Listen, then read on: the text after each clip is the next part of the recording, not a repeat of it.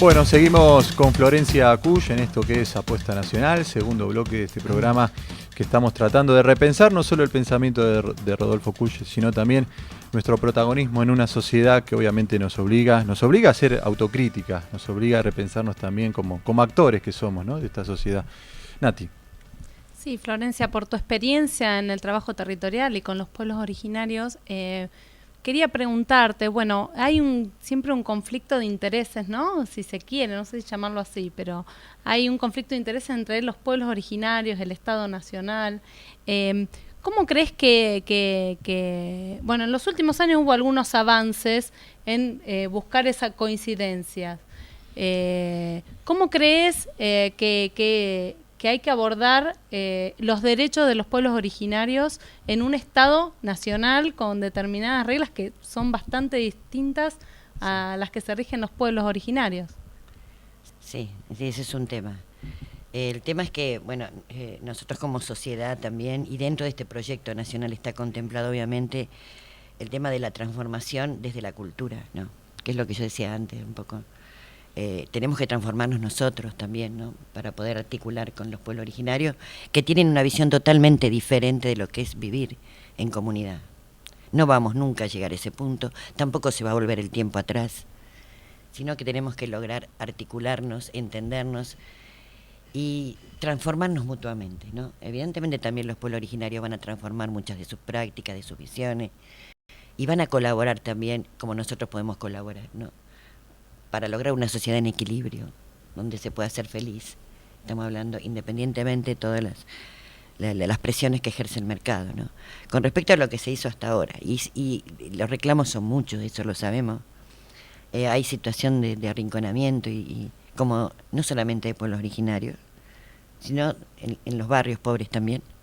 O sea que tenemos que seguir trabajando desde una visión más macro en todos los aspectos y también con los pueblos originarios. El proyecto tiene que contemplar eso. Y hay algo que sí podemos decir. En estos últimos años se ha empezado a hablar de los pueblos originarios en Argentina. Antes no existían en los libros de historia, ¿no? Había incas, punto, incas. El último tramo de 100 años, que fueron los incas, era lo único que había, ¿no?, de toda la historia, la historia prehispánica, ¿no?, que se da en noroeste argentino y en los Andes en general. Y bueno, eso se estudiaba, o sea que es complejo el tema. Y a partir de estos últimos años se empezó a hablar de los pueblos originarios. Había un Capeluz, Manuel Capeluz, sí, en el colegio donde yo iba, tampoco soy tan viejo, o sea que tampoco, esto era lo que sucedía hace muy pocos años, sí, que ponía a los indígenas como una especie de animal de la Patagonia. Sí, sí, es terrible. Lo tengo al Capeluz porque... Bueno, y eso también tendríamos que entender que eso tiene que ver con políticas liberales, ¿no?, con las que estamos luchando todavía. Es decir, evidentemente es una misma lucha que sigue en el tiempo, y que lo poco que se ha hecho, lo poco que se ha logrado, pero que en líneas generales cambie un poco la visión acerca de los pueblos originarios, porque la gente empieza a saber que existen, porque la gente decía, acá no hay indios, ¿cómo puede ser? Aparte de usar esa categoría de indio que es terrible, pero aparte negaba la posibilidad de que hubiera gente que vive de otra manera, que piense el cosmos y su vida cotidiana, social y política de otra manera. Eso es ser de otra cultura, ¿no? Sí. Indios, decir indios, ¿qué es indio? Salvajes, ¿qué es esa cosa? Bueno, eso era el concepto que había antes. Por supuesto que esto tiene que ver, por un lado, con estos 10 años, ¿no?, en los que se ha empezado a pensar y a reflexionar en torno al tema, y hay alguna legislación que lo contempla con todos los problemas que esto está planteando y que hay que corregir, obviamente. Y tiene que ver también con una visión bastante cerrada de lo que es otra forma de vida cultural, ¿no?, y política. Entonces, evidentemente la transformación tiene que tocar varios puntos y también a la sociedad, ¿no? Sí, yo hablaba hace un tiempo con un miembro de una comunidad originaria y me decía, a nosotros ahora nos da orgullo decir, dice, tuvimos muchos años donde teníamos que escondernos, ¿no? Y cómo la ampliación de derechos, que a veces parece una frase hecha, en realidad tiene que ver con eso, con cómo se reivindica una identidad, sí, que durante mucho tiempo, en algunos casos, le escondían para no ser perseguidos, discriminados. Eso sí, es muy fuerte. Y yo creo que, bueno, va a ser posible la transformación. Obviamente que hay urgencias, hay cosas que habría que hacer inmediatamente, eso no lo vamos a desconocer, sino que realmente habría que trabajar en ese sentido. Yo estuve poco tiempo trabajando en el marco de la ley 26.160 y casi no llegué a ir al territorio, pero pude ver algo que me pareció genial, que era trabajar con las cartografías que hacían las propias comunidades, ¿no? Eso me pareció increíble. Eso cambia también desde el punto de vista académico, que siempre los académicos, yo como antropóloga uso la cartografía tradicional, ¿no? Y de pronto empezar a trabajar con cartografías hechas por los que viven en el lugar, que son otras cartografías, con otros itinerarios, cartografía simbólica, una cartografía que tiene que ver con una noción de territorio que no es lo occidental, ¿no? Y eso me pareció que podía ser muy interesante para avanzar en este sentido, que es no solamente otorgar las tierras, sino empoderarla con la otra cultura, ¿no? Y hay parte de una visión del territorio. Esa visión del territorio es cultural. Entonces, de alguna manera, reconocerla en las cartografías populares indígenas me pareció interesante. Con respecto a esto del territorio, ¿no? De la territorialidad y cómo lo perciben los pueblos originarios. Antes mencionabas que tu papá, bueno, trabajó mucho sobre los pueblos, con los pueblos andinos. Sí.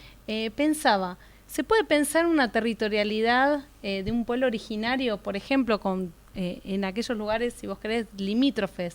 O sea, ¿cómo se piensa la cultura andina? Hay que pensarla mucho más allá del territorio nacional, y cómo uno reformula esa territorialidad desde el Estado Nacional sin avasallar esa cultura que excede los límites de nuestro Estado, digo, Bolivia, Perú, Ecuador. Sí, esos territorios están...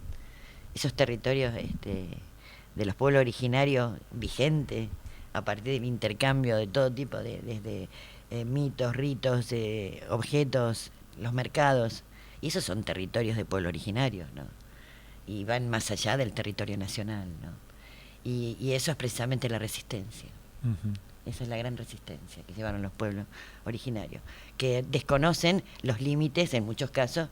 Desconocen el sentido que no lo ven como una traba, no se sienten parte de esa sectorización occidental y para algunos arbitraria, pero bueno, eso es así, tampoco se puede volver atrás. Pero de todas maneras, cuando se habla de un territorio visto desde otra perspectiva, se habla de las redes también. El tema de las redes es básico para entender otras formas de territorialidad. De redes y de territorios que no son necesariamente apropiados, son territorios simbólicos. Son territorios transitados, son territorios de sentido, que no tienen que ver con la propiedad del territorio, ¿sí? Pensando en el fenómeno Evo Morales, ¿cómo lo analizás, cómo lo ves? Porque también derribó muchísimos prejuicios, incluso en la propia Bolivia, que hablaba que un indígena no podía conducir un país, ¿no? Y demostró largamente la capacidad para hacerlo, ¿no?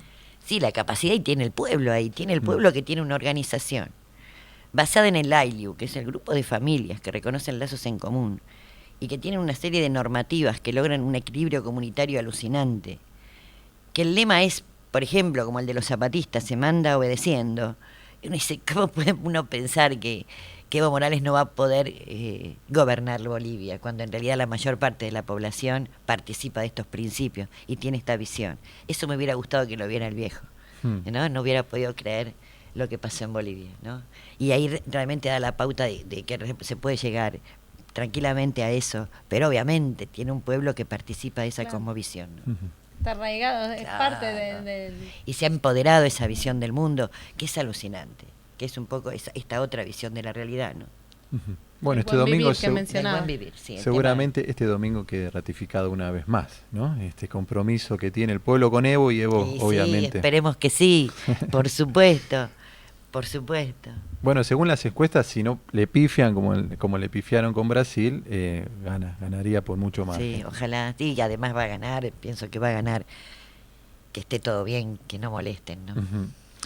Alguna vez leí unas declaraciones tuyas que decían que podemos hacer tranquilamente la comparación con los pueblos originarios, con los indígenas, que decía que las clases bajas, los barrios, al no tener tantas cosas, no están tan mimetizados con lo que los medios bombardean diariamente. Entonces se puede trabajar ahí este espíritu colectivo. Y donde las clases medias que sí tienen acceso, es complicadísimo pensar de lo colectivo, ¿no? Y escaparle a esa categoría tan personalista que tienen y que lo expresan diariamente, ¿no? Sí, acceder al sistema tiene un precio altísimo, ¿no? Que es el precio del individualismo a ultranza.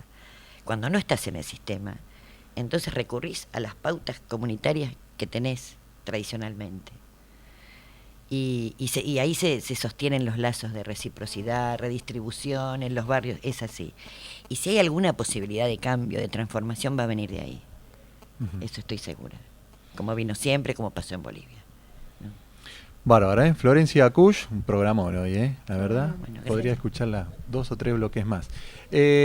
Nos vamos a una pausa y tras ella hablamos con Fernando Polo para seguir analizando el pensamiento de Rodolfo Kusch y también, ¿por qué no? Porque ya lo tuvimos a Fernando aquí para hablar también de los procesos electorales en América Latina.